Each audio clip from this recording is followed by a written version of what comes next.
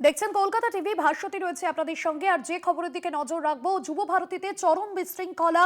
কলকাতা ছাড়লেন Messi, gallery থেকে মেসিকে দেখতে না পেয়ে বিশৃঙ্খলা, গ্যালারি থেকে ছোড়া হয় বোতল এবং যে পরিস্থিতি তৈরি হয়েছিল সেই ছবিটা বোধহয় এই কলকাতা দেখার কথা ছিল না। ছবিটা বোধহয় অন্য কিছু দেখার সাক্ষী থাকতো কলকাতা। কেউ বলছেন আমাদের টিকিটের টাকা ফেরত দিতে হবে, অনেকের অভিযোগ মেসিকে দেখতে পায়নি।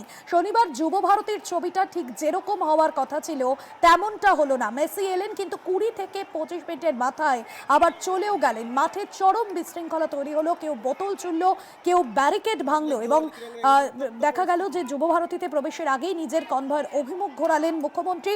শনিবারই কলকাতায় এসেছিলেন মেসি এবং সেখানেই তারকা ফুটবলারের সঙ্গে দেখা করেন শাহরুখ খান। তবে মেসির কলকাতা আসা এবং যুব ভারতীতে যে ছবি, যে লজ্জার সাক্ষী থাকলেও শহর কলকাতা, জখম হয়েছেন কয়েকজন সমর্থক এবং একটা সময় যে ছবি সামনে এসেছিল যেখানে গ্যালারিতে দাঁড়িয়ে রয়েছেন পুলিশ কর্মীরা এবং মাঠে নেমে পড়েছেন দর্শকরা। তবে বিশৃঙ্খলার দায় কার, এই নিয়ে ইতিমধ্যেই প্রশ্ন উঠছে।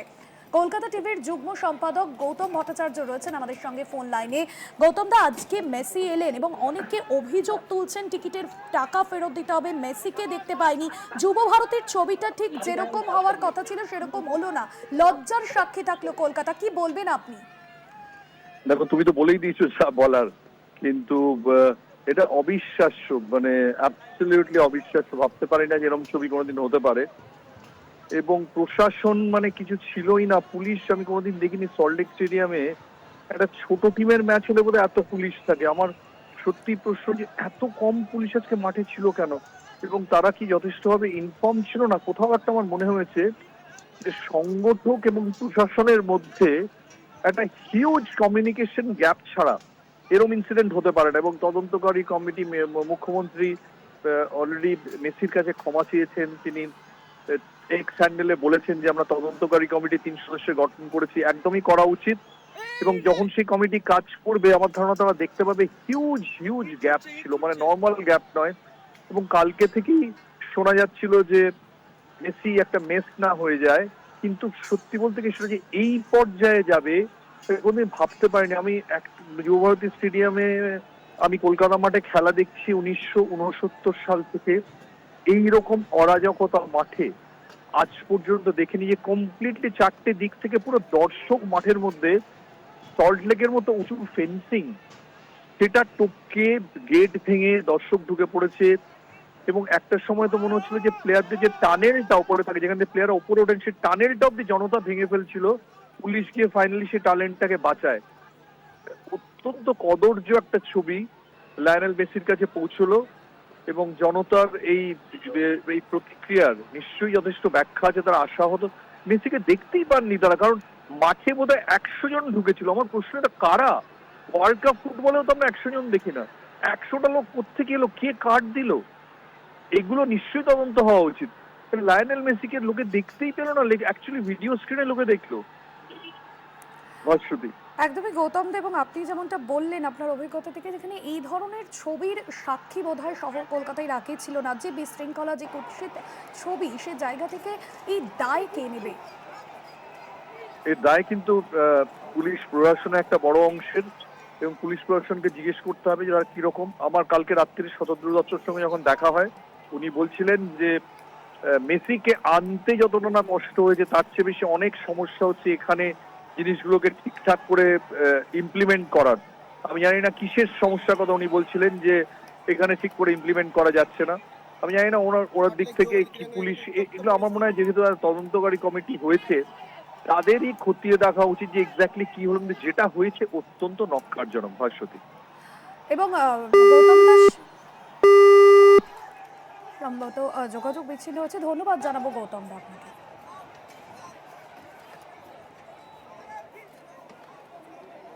চরম বিশৃঙ্খলার জন্য ক্ষমা চেয়েছেন মুখ্যমন্ত্রী মমতা বন্দ্যোপাধ্যায় এবং রণক্ষেত্র যুব ভারতী আমরা কথা বলছিলাম গৌতম দাস সঙ্গে। এবং যে ছবির সাক্ষী থাকলো আজ শহর কলকাতা, যেখানে সল্টলেক স্টেডিয়ামের মতন স্টেডিয়াম, এবং একটা সময় দেখা যাচ্ছিল যে দর্শকরা তারা রীতিমতো মাঠে নেমে পড়েছেন। যুব ভারতীর বিশৃঙ্খলায় তদন্তের নির্দেশ মুখ্যমন্ত্রীর। তদন্তের নির্দেশ দিয়েছেন মুখ্যমন্ত্রী। অবসরপ্রাপ্ত বিচারপতির নেতৃত্বে তদন্ত কমিটি গঠনের নির্দেশ। যুব ভারতীর বিশৃঙ্খলায় তদন্তের নির্দেশ দিয়েছেন মুখ্যমন্ত্রী মমতা বন্দ্যোপাধ্যায়।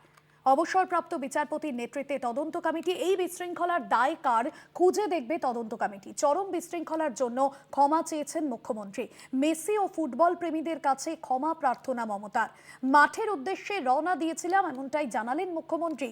এবং যে ঘটনা ঘটেছে সেই ঘটনার পর আমি হতবাক এবং স্তম্ভিত এমনটাই বললেন মুখ্যমন্ত্রী মমতা বন্দ্যোপাধ্যায়। এই বিশৃঙ্খলার তদন্তের জন্য কমিটি গঠন করেছেন তিনি এবং কমিটির নেতৃত্বে রয়েছেন অবসরপ্রাপ্ত বিচারপতি। কমিটিতে থাকবেন মুখ্য সচিব, অতিরিক্ত মুখ্য সচিব, স্বরাষ্ট্র এবং পার্বত্য বিষয়ক বিভাগ। তিনি লেখেন, এই ঘটনায় বিশদে এই কমিটি অনুসন্ধান করবে, যারা দায়ী তাদের চিহ্নিত করা হবে। ভবিষ্যতে যাতে এ ধরনের ঘটনা না হয় সেজন্য প্রয়োজনীয় পদক্ষেপ নেওয়া হবে।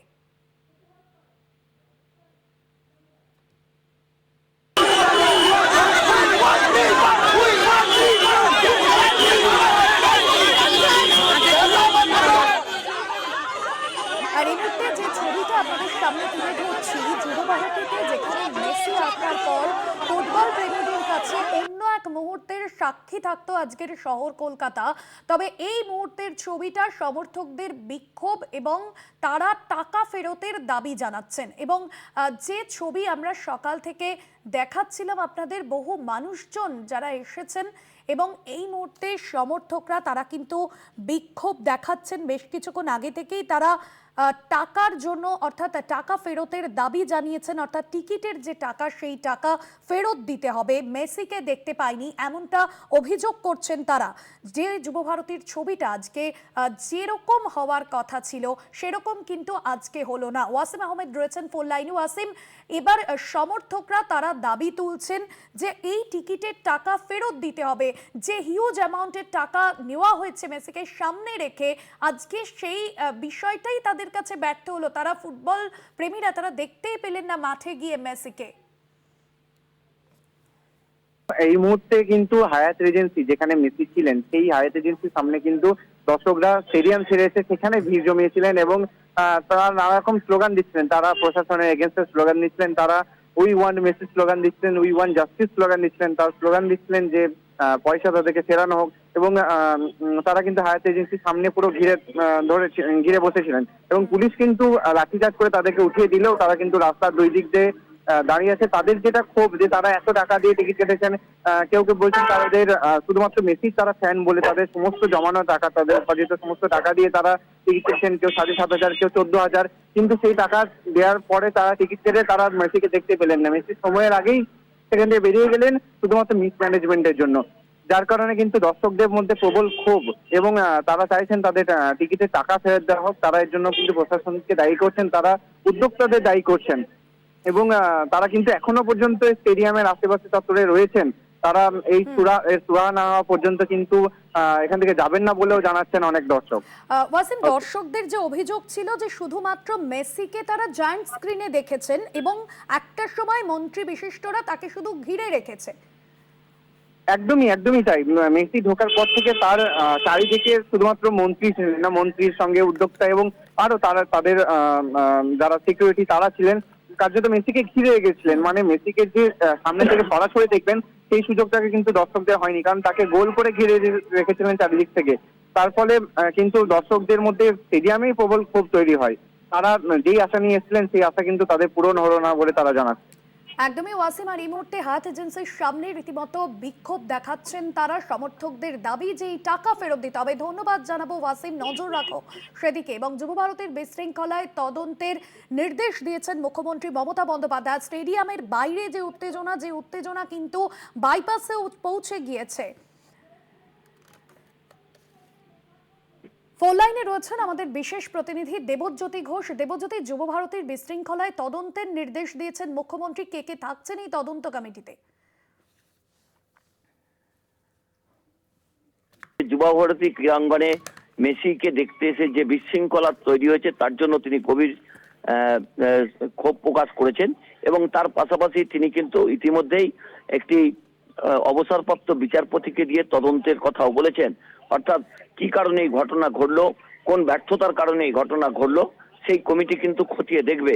অর্থাৎ যে ঘটনা ঘটেছে তার জন্য রাজ্যের মুখ্যমন্ত্রী মমতা বন্দ্যোপাধ্যায় ক্ষমা চেয়েছেন এবং যেভাবে বিশ্ববাসীর কাছে একটা বার্তা পৌঁছালো তার নিয়ে রাজ্যের মুখ্যমন্ত্রী উষ্মা প্রকাশ করেছেন যে কারা এই ঘটনা ঘটিয়েছে, এর পিছনে কারা রয়েছে, এর পিছনে কোনো সাবোতাজ হয়েছে কিনা তা নিয়েও কিন্তু রাজ্যের মুখ্যমন্ত্রী তদন্তের নির্দেশ দিয়েছেন এবং ইতিমধ্যেই সমস্ত যারা দর্শক ছিলেন তাদের শান্ত থাকার আবেদন করেছেন রাজ্যের মুখ্যমন্ত্রী।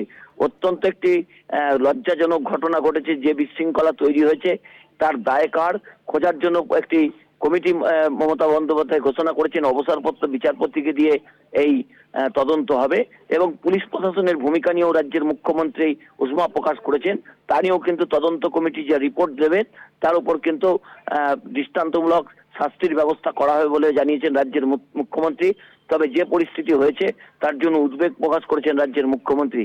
ভাস্বতী, একদমই দেবজ্যোতি, এবং যে পরিস্থিতি তৈরি হয়েছিল মুখ্যমন্ত্রীর কনভয় কার্যত ফিরে যেতে হয়েছিল, এই বিষয়টাকে কিভাবে দেখা হচ্ছে? দেখো সেখানেও কিন্তু পুলিশ প্রশাসন এবং মুখ্যমন্ত্রীর যারা ব্যক্তিগত নিরাপত্তার জন্য রয়েছেন, এছাড়াও যে ট্রাফিকের দায়িত্বে ছিলেন তাদের ভূমিকাও খতিয়ে দেখা হচ্ছে। অর্থাৎ একজন রাজ্যের মুখ্যমন্ত্রী মমতা বন্দ্যোপাধ্যায় তিনি ঘটনাস্থলে যাবার চেষ্টা করছেন, সেখানে তার কনভয় ঘুরিয়ে নিতে হচ্ছে, যা অত্যন্ত এই মুহূর্তে একটি গুরুত্বপূর্ণ বিষয়। তবে পুরো বিষয়টি নিয়ে তদন্ত হচ্ছে এবং সে সমস্ত রিপোর্ট আসার পর রাজ্যের মুখ্যমন্ত্রী নিশ্চয়ই কোনো দৃঢ় পদক্ষেপ নেবেন। কারণ মুখ্যমন্ত্রী যে অত্যন্ত ক্ষুব্ধ হয়েছেন এবং তার জন্য দর্শকদের কাছেও তিনি ক্ষমা চেয়েছেন এবং যে ঘটনা ঘটেছে সেই ঘটনা কখনোই কাঙ্ক্ষিত নয়। সেই জায়গা থেকে মমতা বন্দ্যোপাধ্যায়ের এই উষ্মা প্রকাশ এবং মমতা বন্দ্যোপাধ্যায় যেভাবে যেতে পারলেন না তা নিয়েও কিন্তু পুলিশ প্রশাসনের ভূমিকা নিয়েও যথেষ্ট প্রশ্ন উঠছে। ভাস্বতী, একদমই ধন্যবাদ জানাবো দেবজ্যোতি।